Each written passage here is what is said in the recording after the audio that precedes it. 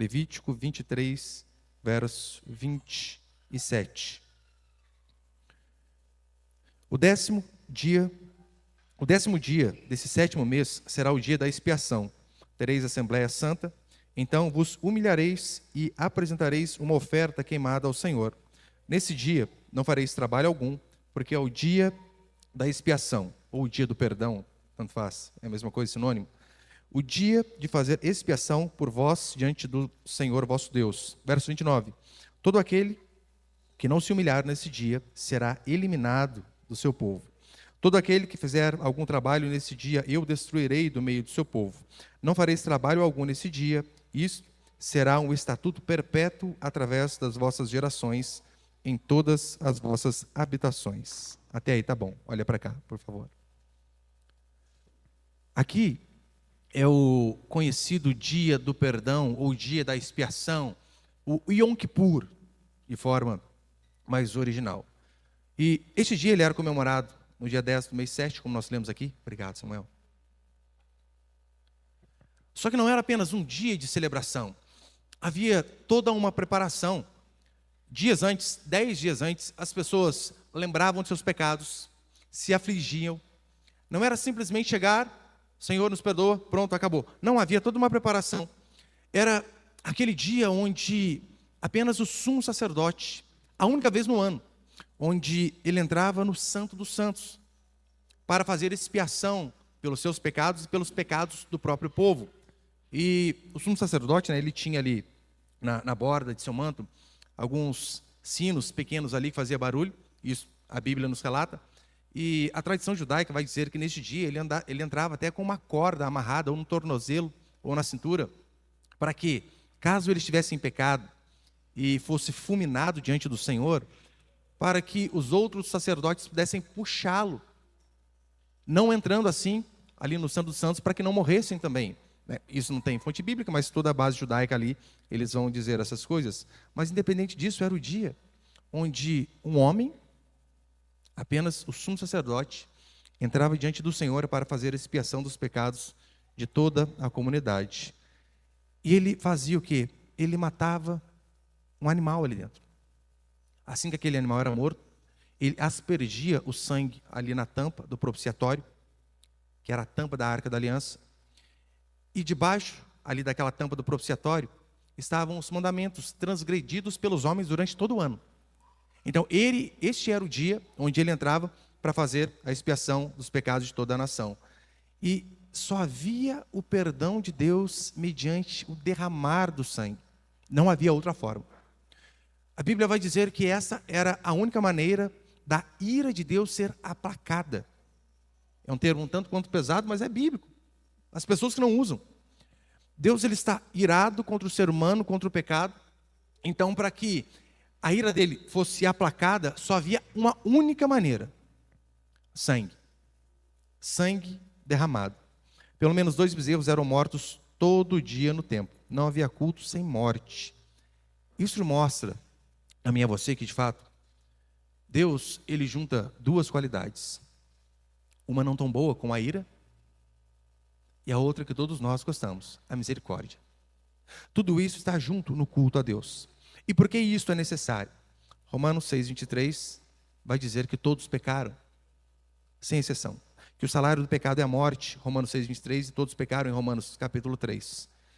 E a misericórdia, porque pela morte de uma única pessoa, ou seja, o Cordeiro de Deus, todos nós somos salvos. Então Deus, ele consegue juntar ira e misericórdia no mesmo Deus. O mesmo Deus se ira contra o pecado, mas ele também se compadece quando o pecador se arrepende de suas falhas.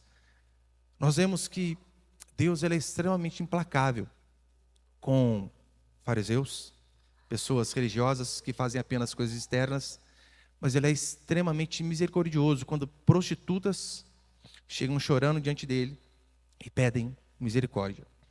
Eu sei que hoje nós dizemos quase que uma polarização da pregação também da palavra de Deus. Em que sentido?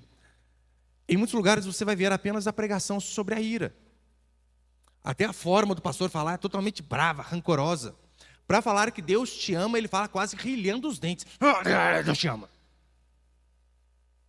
Em contrapartida, há outros que pregam apenas sobre graça e sobre amor, esquecem da primeira parte. João, capítulo 1, versículo 14, a Escritura vai dizer assim: e o Verbo se fez carne e habitou entre nós, cheio de graça e verdade. Repare, né? Não é graça ou verdade. Graça e verdade. Não tem como nós dividirmos a Deus. Um Deus só de ira, um Deus só de graça. Isso é impossível. Não só isso. Salmos e Jeremias também vão dizer o seguinte: encontraram-se a graça e a verdade, a justiça e a paz se beijaram. Jeremias 31, verso 20. Não é Efraim, meu precioso filho, filho das minhas delícias? Pois tantas vezes quantas falo contra ele, tantas vezes eternamente me lembro dele. Você percebeu que Deus, ele tem esses dois adjetivos: ira e misericórdia. Nós, via de regra, queremos sempre o Deus da ira para o outro quando erra, e o Deus da misericórdia para nós, quando o pecado é nosso. Quando é o fulano que é, Senhor, seja justo. Quando somos nós que estamos errando, Senhor, seja misericordioso para comigo. Mas não podemos esquecer, de fato, o amor e a justiça, eles andam juntos, e é isso que nós vemos em Deus. Deuteronômio, eu também coloquei ali, Deuteronômio capítulo 32, vai dizer assim: vede agora que eu sou, eu somente, e mais nenhum Deus além diante de mim. Eu mato e eu faço viver, eu firo e eu saro, e não há quem possa livrar alguém da minha mão. Eu firo e eu saro. Eu mato e eu faço viver. As repreensões que nós, como filhos e filhas de Deus, temos em nossa existência, elas têm um objetivo. E o objetivo das repreensões são para nos colocar de volta no trilho. Por vezes nós pegamos uma tangente e vamos nos afastando do Senhor. Aí somos repreendidos, não simplesmente porque Deus tem prazer em nos humilhar, mas para que nós possamos voltar para o caminho correto. Alguns historiadores vão dizer que uma das formas do pastor no Antigo Oriente trazer a ovelha para o caminho, quando a ovelha começava sempre a ser aquela ovelha fujona, sabe o que ele fazia? Quebrava muito suas pernas. Pastor, isso aí é maldade demais. Não é, isso é amor. É amor demais, ele não quer que a ovelha se perca. Então, ele prefere com a perna quebrada mais próxima dele para que ele possa cuidar do que a ovelha distante. Então, as repreensões que nós sofremos têm este objetivo de nos trazer de volta para o caminho. Com os nossos pais, funcionava assim. Quantos aqui já apanharam quando era criança? Levanta a mão só para saber. Todo mundo. Alguns ou outros aí, anjos que não. Mas por que nossos pais, via de regra, nos repreendiam? Era porque eles nos queriam no caminho correto. A repreensão, seja verbal ou seja física, de um pai que ama de verdade, ele quer colocar o filho no caminho correto. Eu lembro que a maior surra que eu levei da minha mãe foi porque eu estava andando com os maconheiros e fazendo coisas que não podia, nadando Paraíba, lá perto de casa. E olha que eu nunca mexi com droga, nada dessas coisas aí. Mas eu lembro que eu tomei uma surra um dia por conta de andar com eles.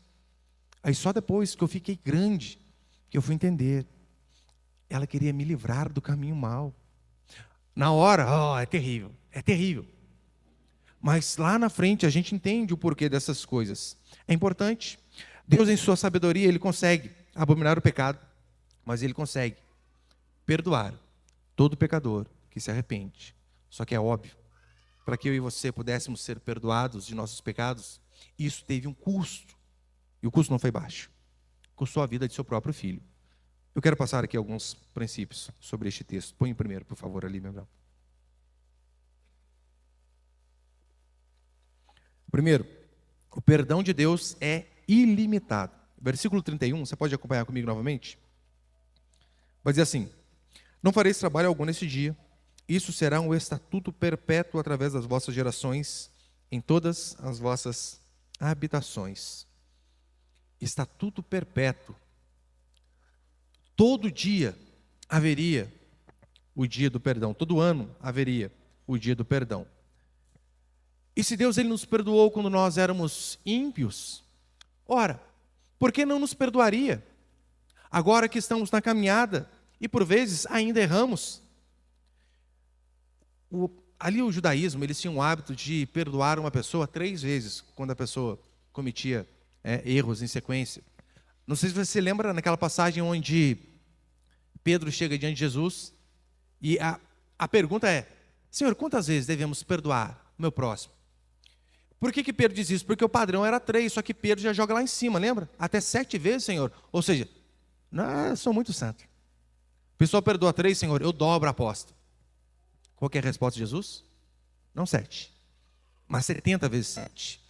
Não que de fato devemos perdoar alguém 490 vezes, que você vai ficar marcando um caderninho aí, né? Vai riscando. Deu, acabou. Óbvio que não.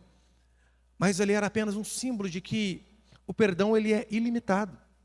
Se nós devemos perdoar as pessoas de forma ilimitada, é porque Deus nos perdoou da mesma forma. Por que você acha que Jesus nos pede para sermos longânimos, de longo ânimo? Ora, porque Ele age da mesma forma conosco. Nós, via de regra, agimos assim com as pessoas. Errou uma vez, você perdoa. Errou 2, paredão, hein?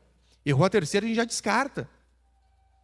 Se Deus fizesse assim conosco, na terceira, mandasse a gente embora. Ou vamos lá, 490. Todos nós tínhamos perdidos. Todos, sem exceção. O Senhor exige de nós aquilo que Ele faz por nós. Lembra aquele episódio de Faraó, em Êxodo? Diz a Escritura que Moisés chegava, o repreendia, porque Deus ordenara. Ele se arrependia. Quando Moisés saía, ele voltava a fazer aquilo que era errado. Se arrependia de novo, o servo de Deus saía, ele voltava e fazia aquilo que era errado. Você pode pensar assim: pastor, mas isso aí não é um álibi para a pessoa de fato não se arrepender de verdade? Ou não é um álibi para a pessoa estar sempre pecando? Porque a gente pede perdão, Deus perdoa. A gente erra de novo, Deus perdoa. A gente erra de novo, Deus perdoa. Então qual o estímulo para não errar? Ora, veja o próprio Faraó. O Faraó, ele foi desobedecendo e suas punições foram aumentando gradativamente, até chegar ao ápice de perder o primogênito. Mesmo assim, você quer continuar testando a Deus, sabendo que a mão pode ser a cada dia mais pesada? Não é assim que funciona em relação aos nossos filhos? A primeira vez conversamos, a segunda somos mais filhos, a terceira, posso falar, né? Sabe o que vai acontecendo. É assim. Deus também age da mesma forma conosco. Alguns dizem que Faraó de fato não se arrependia de verdade, por isso ele chegava a fazer aquilo que era errado novamente. Eu não sei. Não sei se de fato havia um arrependimento genuíno. Eu sei que toda vez que ele saía, errava e voltava e pedia perdão a Deus, Deus perdoava. Nós temos esse princípio em 1 João 3,9. Se confessarmos os nossos pecados, o Senhor é fiel e justo para nos perdoar e nos purificar de toda injustiça. E não diz que há um limite. É por este motivo que Deus vai exigir que nós sejamos pacientes e benevolentes para com os outros, porque Ele é conosco. Ele age assim comigo e com você. Veja, Paulo, quando ele vai falar sobre o amor em 1 Coríntios, a primeira descrição do amor, sabe o que é? Aquilo que acaba conosco. O amor é paciente. Paciência. Coisa que nós perdemos por coisas minúsculas. A paciência é algo muito difícil. Deus é paciente com as nossas inúmeras falhas. Por que não seríamos pacientes para com os nossos filhos? Para com o nosso cônjuge? Para com os nossos irmãos? Para com o pastor? Sabia que o pastor também erra com você? Erra. Agora, a ovelha erra, o pastor vai e perdoa. Erra de novo, o pastor vai e perdoa. Via de regra, quando é o pastor que erra, já vai embora na primeira. Não quer nem saber. Isso é importante. No Salmo 23, versículo 6, quando Davi diz assim: bondade e misericórdia me seguirão todos os dias. Bondade e misericórdia me seguirão. Quando? Todos os dias. Se aqui em Levítico tinha um dia, que era o dia do perdão nacional, nós vemos que para Davi, dia do perdão era todo santo dia. Não importa. E convenhamos, andar debaixo de culpa é terrível. Andar acusado por conta da culpa é algo que vai definhando o ser humano. Olha, eu já sei esse exemplo aqui várias vezes, está de novo. Uma vez, um homem nos Estados Unidos foi acusado, ele era da Ku Klux Klan. Ele foi acusado de ter matado um negro. E ele jurou que não tinha e os juízes não conseguiram provas o suficiente para condená-lo. E depois de anos, quase 4 décadas após o julgamento dele, ele ter sido absolvido, no leito de morte, ele chama a esposa dele e diz: eu preciso te confessar algo. A esposa, angustiada, vai e diz: o que foi? Ele responde: lembra aquele homem que eu fui acusado lá atrás, há quase 4 décadas, de ter matado e que eu fui absolvido? Eu matei. Ou seja, durante quase 40 anos, aquele homem conviveu com a culpa. Quando chega um paralítico diante de Jesus, Jesus diz assim para ele: perdoados estão os seus pecados. E depois de perdoar os pecados, aquele homem começa a andar, porque não se consegue andar direito quando se está com o fardo do pecado nas suas costas. Ser humano nenhum consegue, seja cristão ou seja ímpio. Nas religiões, você recebe o perdão por andar direito. O cristianismo é diferente. O cristianismo, Jesus te perdoa para que você possa andar direito. Porque do contrário você não consegue. Uma vez eu li uma história, eu achei muito interessante. Uma avó, ela tinha vários netos e tinha um netinho que era muito arteiro. E ela tinha uma criação na casa dela. E então um dia esse netinho arteiro pegou o estilingue e deu uma estilingada bem no meio do patinho preferido da vovó. Acabou com o pato. E ele, com medo de ser descoberto, colocou o patinho ali, colocou um monte de madeira em cima dele, tacou fogo, fez uma fogueira, o patinho virou cinza, sumiu.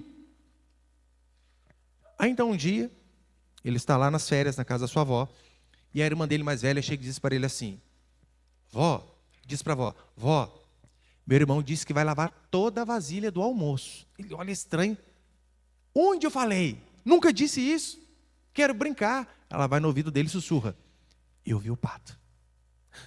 E o moleque vai lá. Final da noite: vovó, meu irmão disse que vai limpar a casa antes de dormir. Eu não falei. Falou. Eu vi o pato. E aquele menino ficou escravo da irmã durante umas 3, 4 férias seguidas. Até que um dia ele chegou na vovó e não aguentou e disse: eu preciso contar algo para a senhora. Lembra aquele patinho preferido da senhora que sumiu? Eu matei. E queimei depois para acabar com as provas. E a avó dele, muito sábia, disse o seguinte: eu já sabia desde o começo. Eu só queria ver até quando você ia ser escravo da sua irmã, escravo da culpa. E por vezes nós fazemos isso. Nós pecamos e não levamos o nosso pecado diante do Senhor e acabamos carregando peso durante toda uma existência. Não confessamos nossos pecados para os outros. Provérbios, capítulo 28, versículo 13, diz assim: o que encobre as suas transgressões jamais prosperará, mas o que as confessa e deixa, alcançará misericórdia. Ou seja, errou, confesse, se arrependa, não se sinta acusado depois. Segundo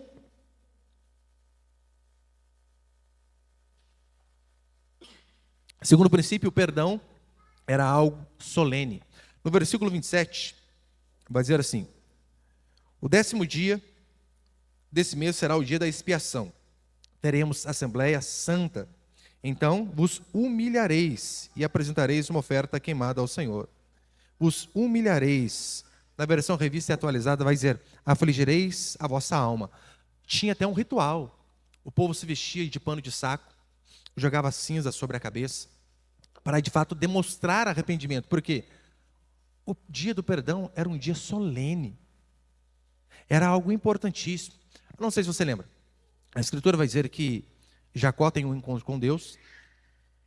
Ele luta com o anjo durante toda uma noite. E depois de lutar com o anjo toda uma noite, ali pela manhã, o anjo vem e diz para ele: qual o seu nome? Ele diz: Jacó. Então o anjo vai e o toca na coxa. Um dos significados do nome de Jacó é trapaceiro, porque foi isso que ele fez durante toda a sua vida. Trapaceou. Deus, quando Ele chega diante de nós, só há uma possibilidade: reconhecermos quem somos. Confissão é algo fundamental, mas não apenas necessário que se confesse quem se é: trapaceiro, idólatra, adúltero, alcoólatra. É necessário que se confesse, mas também que se abandone o pecado que é praticado. Agora, a maioria dos cristãos, eles fazem aquela oração quase que nesse miojo: Senhor, obrigado por esse dia, abençoe minha família, em nome de Jesus, amém. São extremamente rápidos, esquecem de afligir a sua alma quando eles pecam, quando eles erram o máximo: Senhor, errei de novo. Mas nem cita o erro. Olha, eu exercito fazer isso até com os meus filhos lá em casa. Quando eles erram, se não confessar direitinho aquilo que errou, eu não aceito não. Pai, eu errei de novo, né? Errou o quê? Não, o senhor sabe. Fala. Diga. Não, eu errei aquilo lá. Fale exatamente como você errou. Pastor, isso aí é querer humilhar. Não, não é. Isso aí é para que a pessoa, de fato, entenda o que ela fez. Se arrependa de verdade. É fundamental que nós façamos assim também para com o Senhor. Depois de se afligir, devemos orar para que Deus, de fato, traga paz sobre nossos corações. Porque Paulo vai dizer isso em Romanos. Justificados, pois, pela fé, temos paz para com Deus. Pastor, então se eu não sentir paz, eu não fui perdoado? Não, não somos escravos do sentir, claro que não. Mas se você de fato confessou o seu pecado, tudo aquilo que vier pós-confissão é o diabo tentando mais uma vez atrapalhar a sua consciência. Se você se arrependeu, confessou o seu pecado, pediu perdão e de fato viu que estava errado, acabou.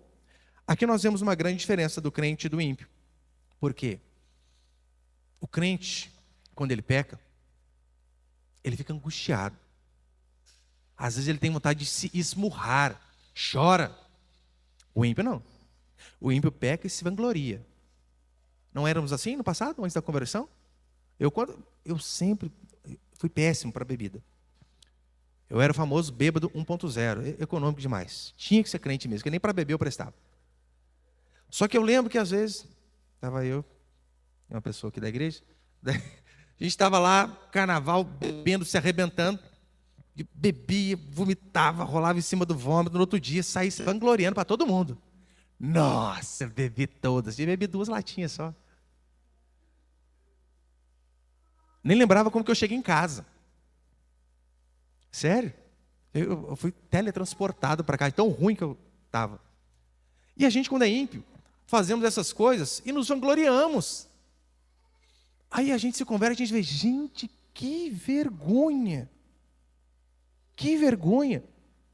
E de fato o que se espera do cristão é que quando ele peque, ele não fique feliz. Ele não sai batendo no peito. Ele não sai dizendo para os outros, mas ele se arrepende. Davi diz a Escritura que adulterou, mentiu e matou. Colheu consequências terríveis por conta de seus pecados. Só que se arrependeu.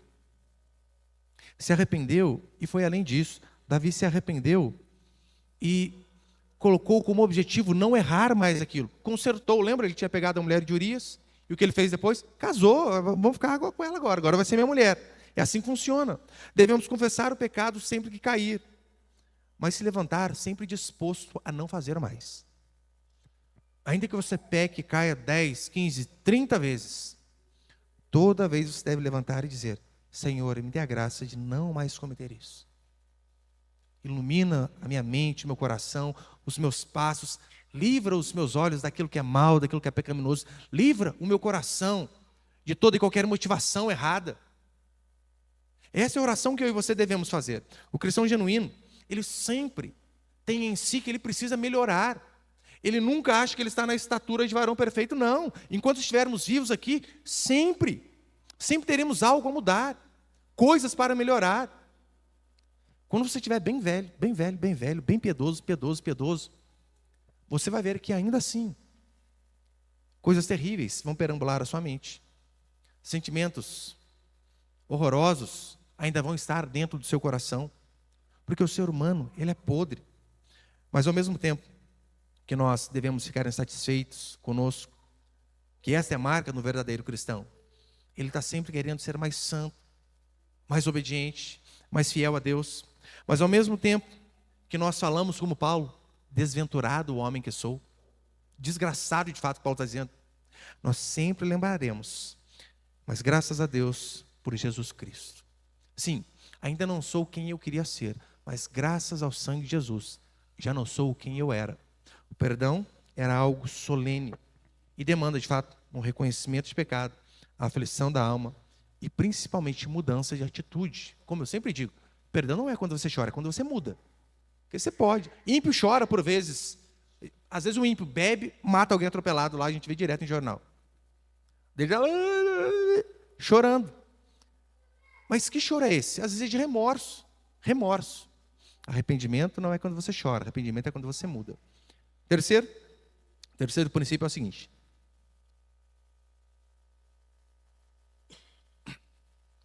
o perdão era para pecadores arrependidos. Versículo 29 e 30 vai dizer assim: todo aquele que não se humilhar nesse dia será eliminado do seu povo. Todo aquele que fizer algum trabalho nesse dia, eu o destruirei do meio do seu povo. Era o dia do perdão, mas se você não obedecer, você morria. Que coisa, hein? De fato, assim Deus fazia. 1 João capítulo 1, versículo 7, João diz assim: se, porém, andarmos na luz, como Ele está na luz, mantemos comunhão uns com os outros, e o sangue de Jesus, seu Filho, nos purifica de todo pecado.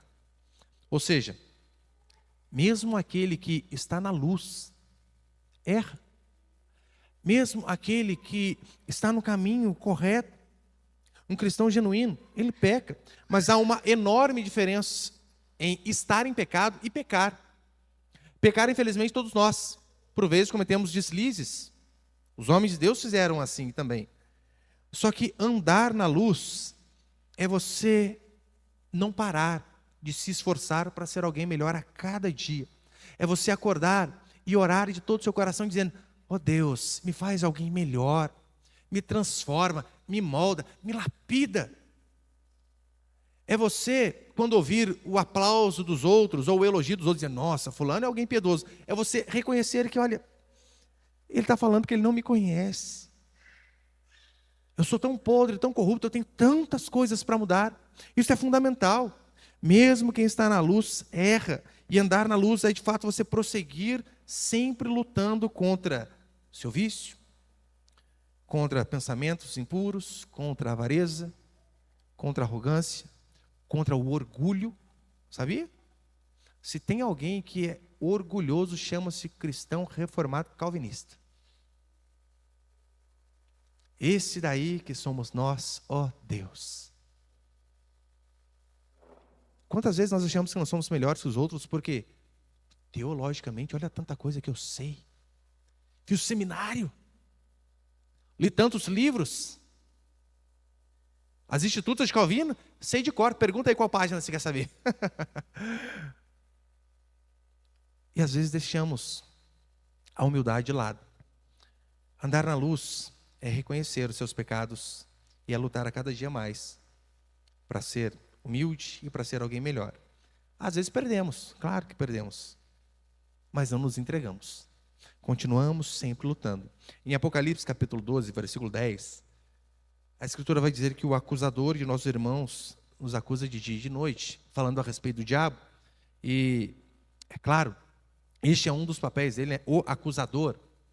E toda vez que nós falharmos, pode ter certeza, seremos acusados, até que venhamos a nos arrepender. E se houver arrependimento, a acusação que vem já não é mais o espírito, mas sim do acusador.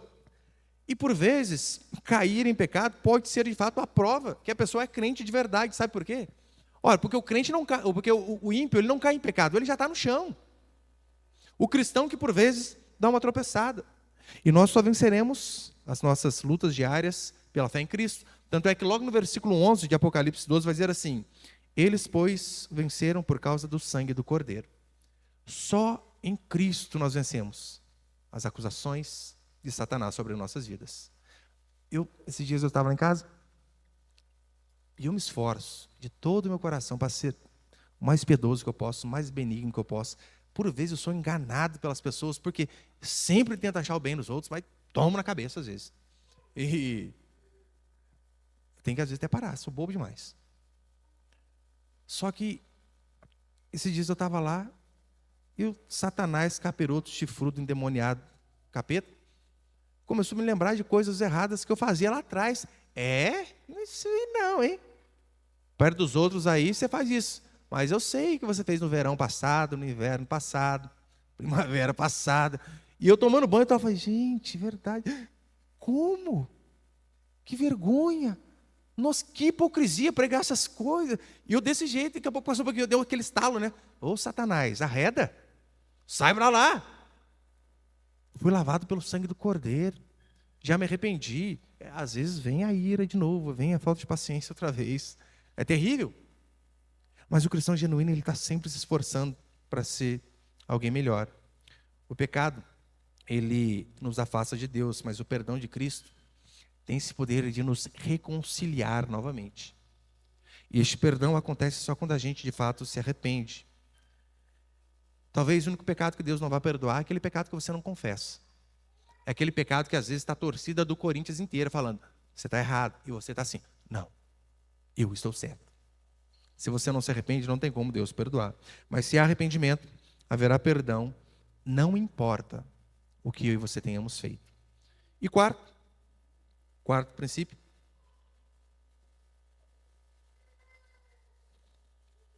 o dia do perdão só tem sentido para pecadores. Quantos aqui sabiam que na segunda quinta-feira de outubro é comemorado o Dia Mundial da Visão?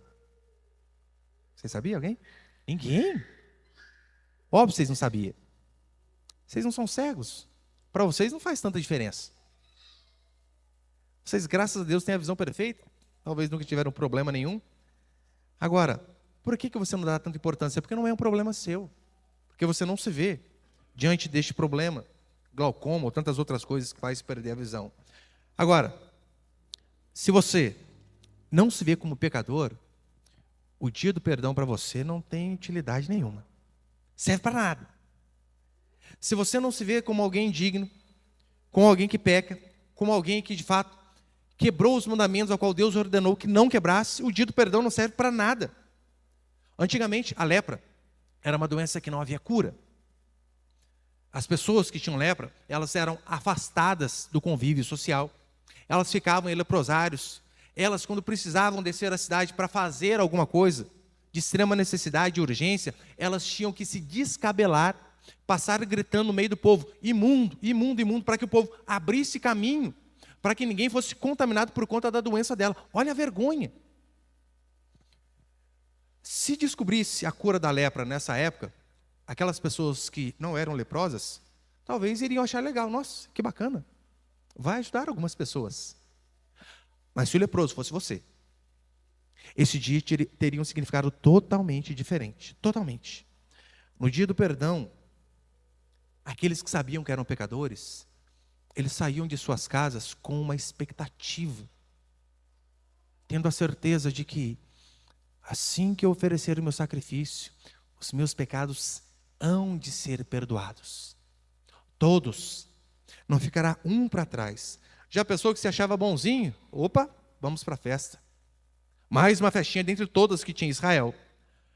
A Escritura vai dizer que uma vez chega uma mulher diante de Jesus, uma pecadora, chorando, e ela começa a chorar, e chora aos pés dele, começa a molhar os pés de Jesus com lágrimas, e depois começa a enxugar com os seus próprios cabelos. E é interessante que as pessoas dizem assim, olha, esse aí diz que é profeta, se soubesse, se de fato fosse profeta, sabia que ela era uma pecadora, como se eles não fossem. Olha o que Jesus vai dizer em Lucas capítulo 7. Os pecados dela, que são muitos, lhe são perdoados, pois ela amou muito. Mas aquele a quem se perdoa pouco, este ama pouco. E disse a ela, os teus pecados estão perdoados. Por que esta mulher muito mais amou? Pelo simples fato de que ela sabia o quão pecadora ela era. Ainda que aqueles homens não vivessem uma vida como ela vivia, não vivessem na prostituição, eles não tinham consciência de que pecado não era aquilo que fazemos de forma externa, mas motivações do coração, pensamentos. Por que você acha que o apóstolo Paulo, um dos homens mais santos que já pisou aqui, Paulo chega no final de sua vida, não foi no começo, porque no começo da conversão, nós somos de fato até forçados a reconhecer o quão pecaminoso nós somos, porque acabamos de vir do mundo, então os pecados a gente lembra. Só que Paulo, ele no final de sua vida, depois de 3 viagens missionárias, depois de uma viagem a Roma, depois de pregar o evangelho em todo o mundo conhecido, depois de sofrer duras penas por conta do evangelho, ser açoitado, ser apedrejado, dado como morto, depois de ter passado por naufrágio, diversas outras coisas terríveis, Paulo no final de sua vida ele diz assim, fiel é a palavra e digna de aceitação, E essa palavra do Senhor, este Deus que tem a palavra fiel, eu sou o mais pecador de todos os que passaram. Como assim? Aquele homem diz que fiel é a palavra em aceitação de que Cristo Jesus veio ao mundo salvar os pecadores, dos quais ele é o principal. E ele diz isso não no momento de conversão, mas diz no final de sua vida. Com uma vida exemplar a todos nós, como cristãos. Paulo não precisou ir para o bordel. Paulo não precisou ir para os vícios. Paulo não precisou matar. Paulo não precisou se arrebentar no pecado para ver quem ele era. Ele precisou conhecer a Cristo. E quanto mais ele conhecia Cristo, mais ele via o quão pecador ele era, o quão podre ele era por dentro. Portanto, para se ver como pecador, você não precisa sair para o mundão aí e viver uma vida de arrebentar. Não precisa. Você precisa conhecer a Jesus Cristo. Porque quanto mais você o conhece, mais você vai se ver como pecador. E quem não se viu como pecador, não vê valor nenhum na cruz do nosso Senhor Jesus Cristo. Eu sei que alguns vão dizer assim, mas é besteira discutir essas doutrinas como cruz, propiciação, expiação, que era o que estava acontecendo aqui de fato, redenção. O que importa é o amor. Mentira! Entender que a morte de Cristo foi para que pecadores como nós pudéssemos ser salvos é fundamental. Entender que o amor é amor só por conta de pecadores perversos como nós é essencial na vida cristã. A mensagem da cruz ela é inútil para quem não se vê como pecador. E se vê como pecador é a porta de entrada para o cristianismo. Portanto, duvide, desconfie de pessoas que se dizem cristãs, mas nunca conseguem reconhecer os seus pecados. Sempre são arrogantes e duras, mesmo o erro sendo mostrado, o pecado sendo exposto, elas nunca percebem. Aqui há uma grande diferença entre o cristianismo e as outras religiões, inclusive o falso cristianismo. Primeiro que as outras religiões, nelas, não há o dia do perdão, há o dia da quitação de dívida, o que é totalmente diferente. Elas dão algumas regras e boas regras. Vamos dizer que não? O catolicismo, o espiritismo, o adventismo. Ora, as regras deles são basicamente as nossas. Não roube, não mate, faça as boas obras, guarde o sábado, ajude o velhinho a atravessar a rua. Se puder, doe cesta básica. Fazendo isso, você vai ter as suas dívidas quitadas. Para mim não dava. Porque eu tenho certeza. Eu não tenho bondade o suficiente para quitar as minhas dívidas. Se for colocar numa balança, eu jamais conseguiria. Ainda bem que para mim existe o dia do perdão. E nós, todos nós, somos cristãos por conta desse dia. O mundo, a exemplo do livro Caçadores de Pipas, que eu citei aqui há alguns dias, o mundo acredita que a maneira de se apagar as suas más obras é através de boas obras. Você fazendo boas coisas, você vai se ver livre de culpa. Você vai conseguir compensar aquilo que você fez de errado. Faça muitas coisas boas e então você vai compensar as coisas ruins. Mas isso é mentira. Nossas coisas boas não compensam as coisas ruins. Nada, absolutamente nada que venhamos a fazer tem o poder de tirar de nós o peso do fardo do pecado. A não ser uma pessoa. Aquele livro de John Bunyan, O Peregrino, talvez um dos livros mais fantásticos e mais vendidos aí depois da Bíblia. Aconselho você leia. Fabuloso. Fala a história de cristão, o personagem principal. Ele sai da cidade da destruição rumo ao céu. E ali ele passa por diversas dificuldades durante a vida, dificuldades que todos nós enfrentamos. Só que quando ele sai da cidade da destruição, ele sai com uma mochila pesadíssima nas costas, que é o fardo do pecado. E onde ele vai, aquele fardo está sobre ele. Nada tira. Nada. Até que um dia ele chega aos pés da cruz, se dobra, reconhece a Cristo, e então aquele fardo some. Ele segue andando, por vezes erra na caminhada, ele passa na feira da vaidade, dá uma deslizada, comete outros erros junto com os amigos, mas aquele fardo, desde a cruz, já não faz mais parte da vida dele. Assim funciona comigo e com você. Nós precisamos tirar este fardo que nos pesa, que nos prejudica andar, que nos faz ficar olhando para baixo, curvado. E a forma de tirar esse fardo é só mediante o arrependimento de pecado e a crença de que o sangue de Cristo foi a propiciação, a expiação dos nossos pecados. Que quando Cristo morreu, aqueles cordeiros que eram mortos de forma simbólica, aquele sacrifício cessou porque o Cordeiro de Deus morreu de uma vez por todas. E apenas o sacrifício dele pode nos salvar. Apenas o sangue de Jesus tem poder de tirar o fardo do nosso pecado. Os nossos feitos, ainda que juntássemos todas as nossas boas obras, é impossível. Só Jesus pode pagar a minha e a sua dívida. E a boa notícia que eu tenho para você é que não importa o quão torto você tem andado até hoje. 1 João 3,9 foi verdade no século II, no século III, e continua sendo verdade até hoje. O que diz lá? Se confessarmos os nossos pecados, Ele é fiel e justo para nos perdoar os pecados e nos purificar de toda injustiça. Não importa o quão acusado você tem andado, o quão na lama você tem metido o pé. A palavra do Senhor continua dizendo a mesma coisa. Vinde a mim todos,